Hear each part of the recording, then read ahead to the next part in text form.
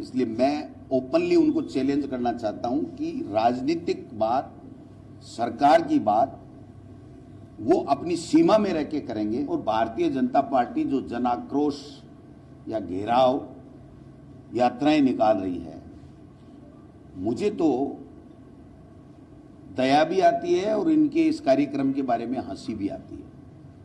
दया तो इसलिए आती है इनके ऊपर कि इतनी बड़ी, विश्व की सबसे बड़ी अपने आप को पार्टी कहने वाले लोग न तो एकजुट हैं, न लोग इनके इस कार्यक्रमों में आ रहे हैं, और पुलिस से, मैं कैमरे के ऊपर कह रहा हूं, प्रेस से, पुलिस से राजेंद्र राठौड़ जी और सीपी जोशी जी ये कहते हैं कि हमारी इज्जत बचा लो, थोड़ी बहुत पानी वानी चला दो जिससे हमारी इज्जत बच जाए। तो इससे बड़ी शर्म की कोई बात नहीं हो सकती। पूरी तरीके से फैल है ये लोग बात, ओछी व्यक्तिगत टिप्पणियां करते हैं। जैसे मोदी जी 9 साल से कुछ नहीं करके 70 साल के कांग्रेस को 2 सीट देने का काम कर रहे हैं, वही पार्ट इनको आरएसएस और बीजेपी को यहां पढ़ा रखा है कि आलतू फालतू बातें करो, काम की बात मत करो। एक भी भारतीय जनता पार्टी के नेता ने अगर ईआरसीपी के बारे में एक शब्द भी बोला हो तो आप बता दीजिए। राजेंद्र जी राठौड़ अपने सुपुत्र को लेकर के मोदी जी से मिलते हैं, अमित शाह से मिलते हैं, बहुत अच्छी बात है। उनको ये पद बुढ़ापे में मिला, लेकिन मुबारक हो। लेकिन मैं उनसे पूछना चाहता हूं कि आप ईआरसीपी के लिए मोदी जी और अमित शाह से क्यों नहीं बात करके आए, और अगर बात करके आए तो आप सार्वजनिक क्यों नहीं कहते हो?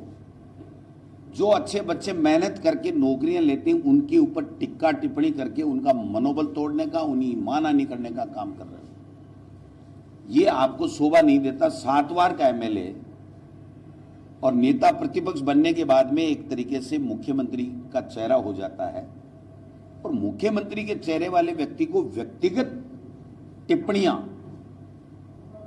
करके और मुख्य जो मुद्दे हैं प्रदेश के लोगों के उनको डाइल्यूट करना, उनके लिए कहने के कुछ भी नहीं है। इसलिए वो मेरे जैसे व्यक्ति के खिलाफ व्यक्तिगत टिप्पणियां करते हैं। अगर उनमें दम है, अगर उनमें दम है तो मैं फिर कह रहा हूं, वो एफिडेविट दें कि ये गड़बड़ हुई है, और एफिडेविट देंगे, और वो राजस्थान में किसी भी जांच अधिकारी से जांच की कहेंगे तो मैं स्वयं आगे बढ़कर के कहूंगा कि ये जो राजेंद्र राठौड़ जी खुद एफिडेविट दे रहे हैं, इसकी जांच करवाइए और दूध का दूध और पानी का पानी कीजिए।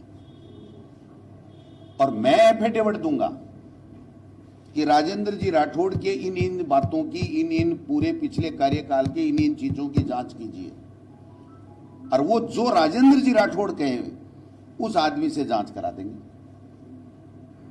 कहने का मतलब बड़ा साफ है कि व्यक्ति को अपनी गरिमा में रहना चाहिए। अगर आप एक अंगुली किसी की ओर करते हो तो 4 अंगुली आपकी तरफ भी होती है। आज उनका मुबारक को बहुत बड़ा कद है। वो हर स्पीच में, हर जगह एक ही बात कहते हैं कि आरपीएससी ने गड़बड़ कर दी, पेपर लीक में गड़बड़ कर दी। अरे एनआरएचएम का भी जरा ख्याल कर लिया करो, कभी बजरी का भी ख्याल कर लिया करो, टोलों का भी ख्याल कर लिया करो। और अगर इससे ज्यादा नीचे उतर गए तो सब लोगों को याद में है, सब लोग अपने घर का खाना खाते हैं।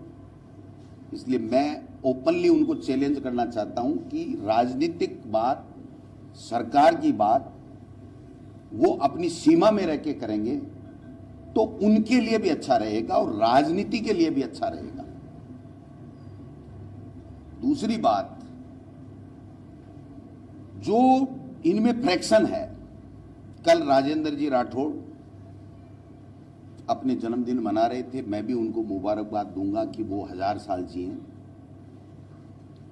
लक्ष्मणगढ़ से आते जाते कार्यकर्ताओं को कहते हैं आइए, बहुत अच्छी बात है।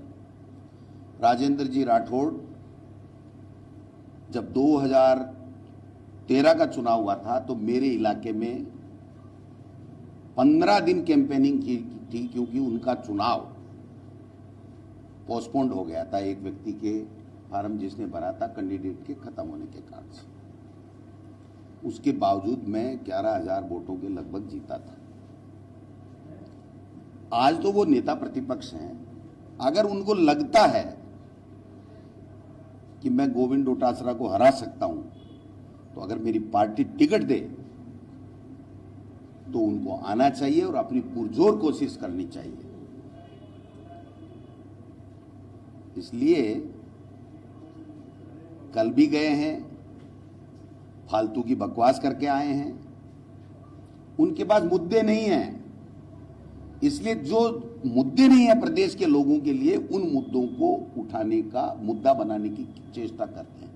उनको गवर्नेंस के बारे में बात करनी चाहिए, उनको योजनाओं के बारे में बात करनी चाहिए, उनको बजट के बारे में बात करनी चाहिए, उनको कांग्रेस पार्टी जो शासन दे रही है उसमें कोई कमी खामी निकल रही है तो वो बात करनी चाहिए।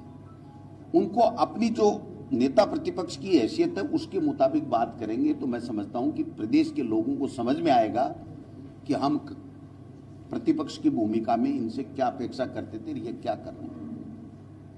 ये इसलिए मुझे कहना पड़ा आज बड़ी तकलीफ के साथ कि इतना सीनियर आदमी इतनी ओछी बातें करता है, इतनी व्यक्तिगत बातें करता है। विधानसभा में भी आप लोग मीडिया के प्रत्यक्ष गवाह हो, कभी कोई बिल्डिंग मेरी बता देता है, कभी कोई यूनिवर्सिटी मेरी बता देता है।